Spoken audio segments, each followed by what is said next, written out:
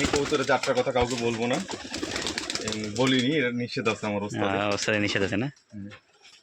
এটার ফ্ল্যাং টাইম কেমন?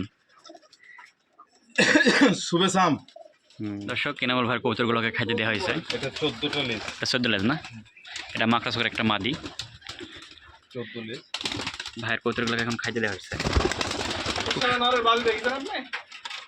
খুব সুন্দর একটা মুহূর্ত দর্শক, কবুতরগুলো সব খাইতে দেওয়া হচ্ছে। ভাই এখানে কত পিস কবুতর আছে? 70 প্লাস। মাশাআল্লাহ,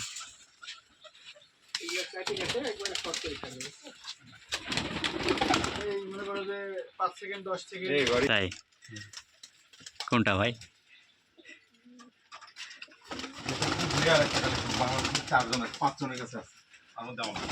এটা কি কবুতর ভাই?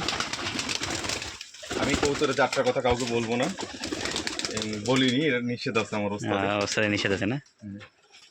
এটার ফ্ল্যাং টাইম কেমন? শুভে সাম। তাই না? মানে সকাল সন্ধ্যা। বুঝতে বাবা মায়ের দাম হচ্ছে 4,52,000 টাকা, ইনপুট করা পাকিস্তান থেকে।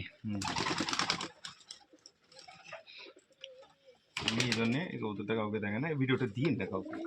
এমনি এই কানের ওইটা দর্শক এই যে একটা করছি ভাইয়ের কবুতরগুলা খাওয়ার জন্য পাগল হয়ে আছে।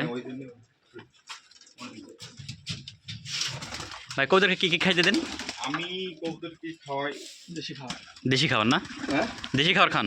ধান ভুট্টা, পাশাপাশি বোট থাকে আমার, কবুতর সাইলেন্ট করার সময় ভাই?